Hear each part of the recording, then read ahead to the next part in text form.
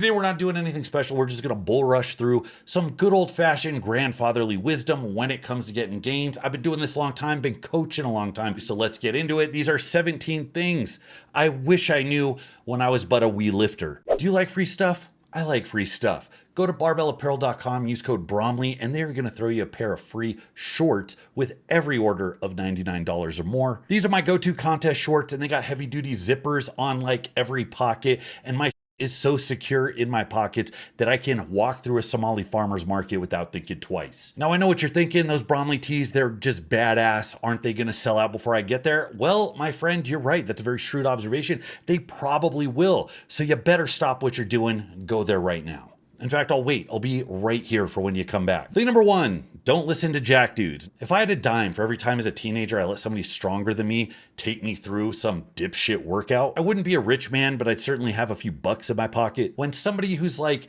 250 pounds and lean, they got 20-inch arms, when they walk up to you and bestow their wisdom upon you, it's very difficult to be skeptical or to try to ignore or reject that advice. But shouldn't you listen to what this guy has to say? The paradox at play here is that so many talented people don't know why they're talented, and they certainly don't know why you don't grow the same way when you do the same things that they did. And you can't tell by looking at somebody if they're a fast responder who got good despite dicking around in the gym, or if they're actually somebody who applied good wisdom and grinded over time to get to where they were. Now, you don't want to go the opposite direction, which is to say that everybody that's bigger and stronger than me is on steroids and not worth listening to.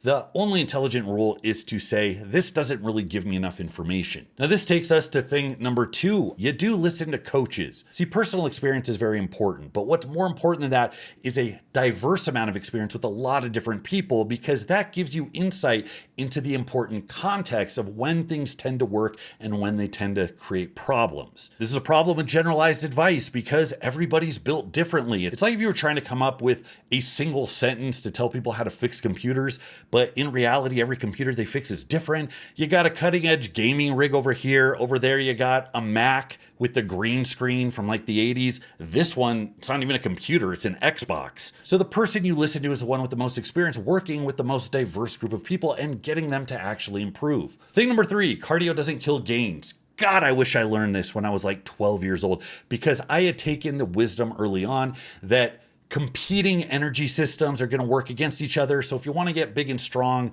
doing a bunch of cardio works directly against that. Now, of course, you look at like rugby players, football players, you look at some of the most muscular, strong, explosive athletes on the planet, and it turns out that they can run a mile in under 15 minutes. I wouldn't take the stairs if the elevator was broken. I wouldn't help people move because in my mind, I had to conserve all the energy I could if I wanted to make a single ounce of gains. And that worked against me. Not only did I get fat, but my conditioning was absolutely dog shit, which meant I couldn't even make it through a workout. Getting good at strongman is something that fixed that, because I recognized that in getting good for medleys and the more conditioning aspect of the sport, I was actually able to handle hard workouts better and get stronger. Now, if you're trying to moonlight as a marathon runner, you're clocking like 10 miles a day until your feet bleed. Yeah, that's going to be a problem, but a regular ass amount of activity is only going to help you. Thing number four, don't bounce your benches. This is very specific, and if you think it's because there's a story there, there absolutely is. I think I've told this one before, but when I was 16, I was in a high school weightlifting class, and there was one kid that was stronger than me. He was built like a thumb. He had stumpy little arms. The last day we were testing our maxes, and he had put up 300 pounds, and I wanted to beat him. And then watching him trampoline the fuck out of the bar. I mean, he had one of these barrel chests. He would just sink the bar like a fat kid in a bouncy house, just his chest would just eat the bar, and then he would recoil up. I'm like, I could do that. I bet that's good for like 50 pounds. Well, I put on 2.5. I got that 300 and I wanted it. And I let that bar free fall, and I just tried to catch and repel. And instead of the bar going up, the tendons in my pec said no. And I had my first, and what is to this day one of my worst pec injuries from bench pressing. There's a pretty good argument to be made not to bounce your benches for just good developmental effect. And the weakest link of everybody's bench, especially the ones that compete, tends to be right off the chest. You're only going to get good at that if you do dead stop work off your chest. Thing number five, have a chest and bicep day. in the vein of bench pressing, one of the reasons my bench sucked for so long is because I would bench and really only bench. I got sucked in pretty early into the powerlifting specificity bubble, and that led to me doing a bunch of really high arch, really narrow benches through a short range of motion. Like every workout was some IPF bench press meet. And for a long time, I had the identity of a serious lifter, which meant I did only like man shit. It was only compound lifts, cleans and presses and atlas stones. I wasn't going to mess around with isolation work, and that set me back. Once I started actually incorporating serious isolation work for smaller muscles in my upper body, not only did my press start improving, but I actually started to feel better. The tissues felt prepared to handle the work when I would increase weight. Not only is there nothing wrong with the isolation aspect of it, but so many of you would up your game if you just worked in some serious developmental stuff. And that's one of the reasons I put a lot of that in my books. Speaking of my books, I got Base Strength up there. You can pick that up at basestrength.com. That has all of my thoughts, wisdom on programming, why people get strong, why they stop getting strong, what problems happen in your programs, and I give a lot of actionable stuff on what to do when that becomes a problem. I got 10 free programs in there, got a long list of different progressions I like, and if you want a little more direction, we have the Base Strength app, which takes those programs and applies an automated flowchart. So when you punch in the weight and effort, it tells you, hey, you're meeting your mark. You're doing well. Let's do some more work because you can handle it. Or you know what? You're redlining it. Let's adjust that training max. It keeps you in the pocket, set to set within the workout, which an online coach can't do. It updates volume week to week, block to block, deals with specialty exercises, makes recommendations about your program that you just can't get anywhere else. And it is like a tenth of the cost of an online coach. I'm proud of how it came out. Check it out. But hey, if money's tight, you can absolutely rip all these programs off LiftVault. I don't care. I just care that you do them right. Speaking of programming, thing number 6, don't do suicide programs. This is like the biggest trap that exists for all lifters. Once they start getting serious and get desperate to make improvements, the most popular programs have tended to be ones that sell you a huge jump in strength in a very short period of time. And the way they do that is by prescribing just an absolute fuck ton of work. Now, the thing is, doing a fuck ton of work very frequently throughout the week is absolutely a recipe for growth. But that's only if you can survive. And if you're going from 0 to 100, your tissues, your tolerances, your psychology isn't going to be ready for it. Most people get halfway through and they quit because they get crippling tendinitis, because they're actually digging themselves into a hole, getting worse week in, week out, and it just turns into like a month of wasted effort. I mean, when I was a teenager, I was falling into the Smolov trap, the Bulgarian squat every day trap, and the only thing I learned from that was how many days a week I could actually squat before I had trouble getting out of the car. What I wish I knew back then is that programs are only optimized if they are sustainable, if they fit your particular tolerances, and it takes a lot of time to be able to build up to handle more than you initially could. You're not going to hit some wormhole that's going to take you warp speed to that final point. You really do have to hit each step in between in order to evolve from a young, fragile guppy to somebody that can actually handle a substantial amount of work. Thing number 7, reps are absolutely great for strength. I also fell into the specialization trap early on by thinking I should only be doing like singles, doubles, and triples because that's strength specific. Well, this is another thing that Strongman saved me from. If you were going to do a press for reps, odds were that there was going to be some guy that would come in and do 15 or 20 reps in order to win. And that means it's got to be in your training. Well, in doing rep work in my training, I noticed not only did I get more conditioned, but I got a lot stronger and I was able to push weight without loading up as much weight as possible. Thing number 8, if you're going to dirty bulk, put a freaking cap on it. I learned very early on that things like GOMAD work very well for getting bigger and stronger in a very short amount of time. They also work very well for giving you stretch marks across your belly button. In a desperate bid to get strong, I was eating everything in sight, and I didn't stop at whole milk. I went the Pop-Tarts and Mountain Dew route.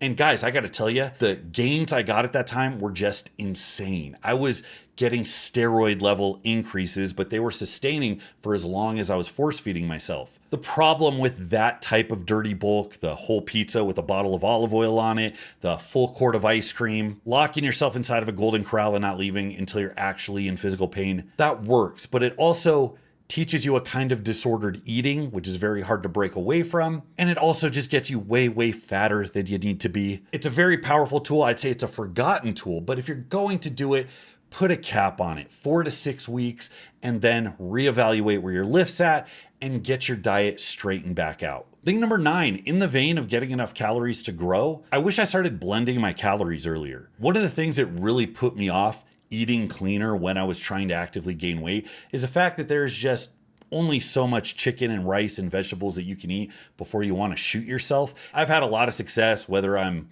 cutting, whether I'm gaining, whether I'm maintaining, and having my staple clean meals throughout the day.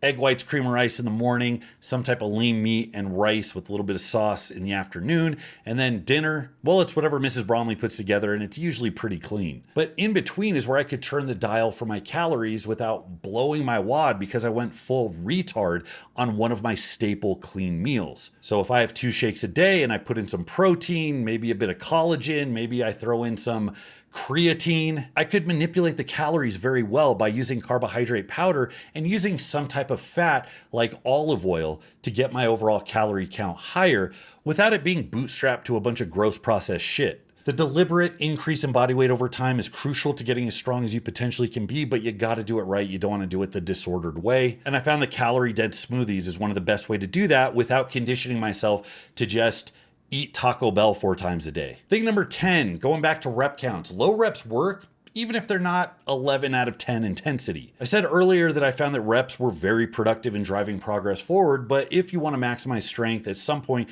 you do need strength-specific skill work to get those neurological adaptations. Now, the problem with prescribing low reps to the masses is that it overwhelmingly devolves into max out day. And to the guys that have super durability powers, they might be able to go heavy in the low rep range, really strain themselves and consistently make growth. But most people are going to find out the hard way. You end up coming into recovery problems. Your workouts get unpredictable. You start getting joint or tendon issues, and eventually you just have a really bad time. Now, there's a whole bunch of programming wizardry that allows you to schedule those types of workouts in a way that's sustainable, but instead I would tell people to focus on low rep work that's manageable. You can do singles at 90%. You can do doubles and triples at 85%, and that is still strength specific. Nobody is gonna burn their ass out doing singles, doubles, and triples at an RPE 7 or 8. It really is when the bar slows down, when you start grinding and you start doing that over and over and over. This is something I had a hard time wrapping my head around, and when I did get to the bottom of it, which was way too late, it was just a game changer. Thing number 11, train with a crew. This is hugely important, and I took it for granted. Thankfully, my first years in Strongman were spent training with East West Strength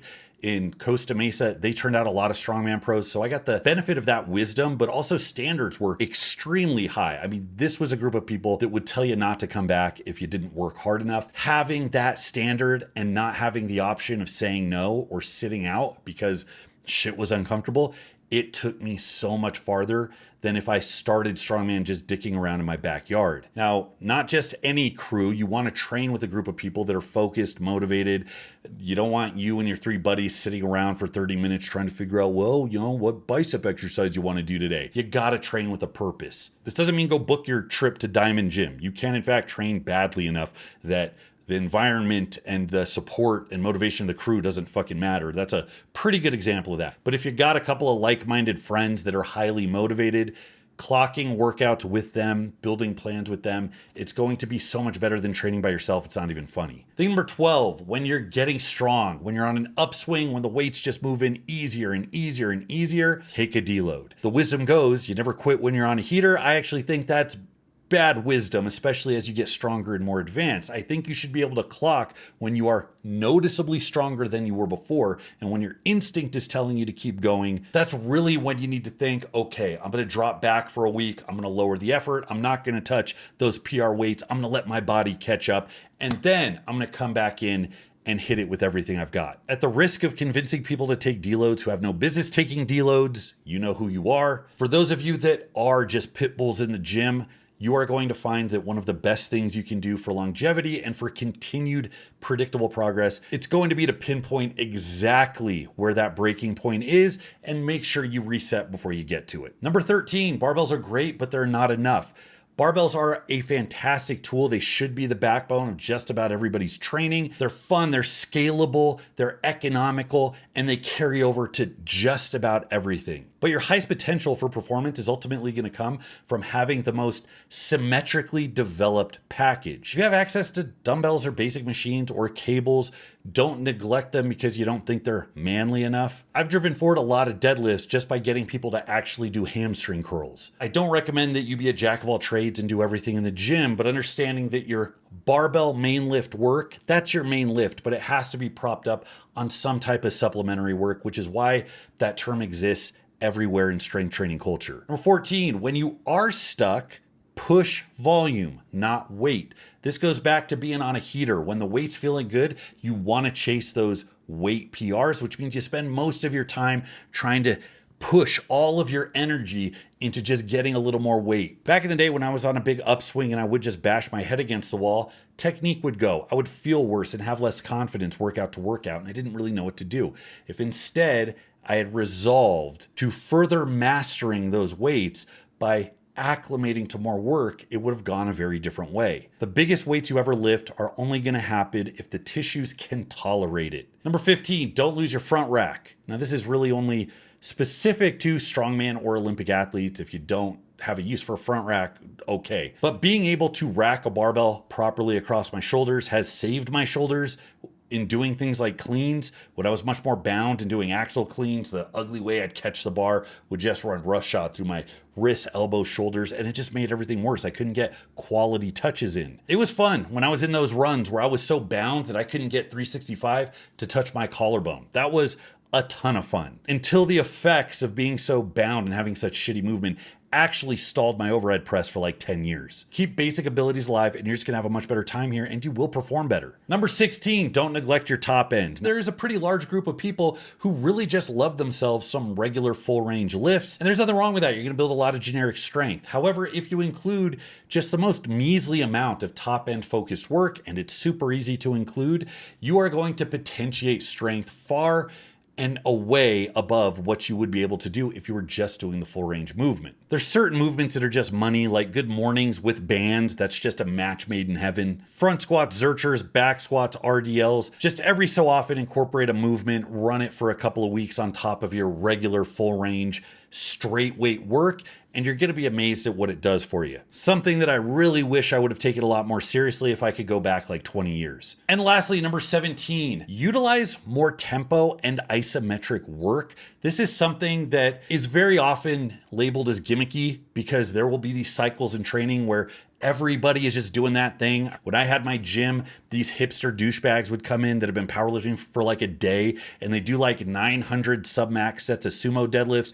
pausing right below the knee because that's what everybody was doing in fucking 2015. However, this type of work is just super valuable, again, if done in conjunction with your regular work. Strength develops at positions, and it develops the most where you're the most disadvantaged, and that's when you're breaking a weight from the dead stop at the bottom of a deadlift. It's when you're rebounding at the bottom of a squat. Now, the thing about things that you haven't been training, when you do train them, you tend to get really good really fast. And once you start to do a little bit more isometric or tempo work right around those sticky spots, you will be absolutely floored at how quickly you feel the purchase there that carries over when you're doing heavier, more substantial full range work. So that's all I got for today, guys. These are just things that were bouncing around in my head, shit that I incorporated way too late. And when I started taking them seriously, it was just a damn game changer. So let me know what you think. Thanks so much for watching, guys. Till next time, this is Bromley. I'll see you.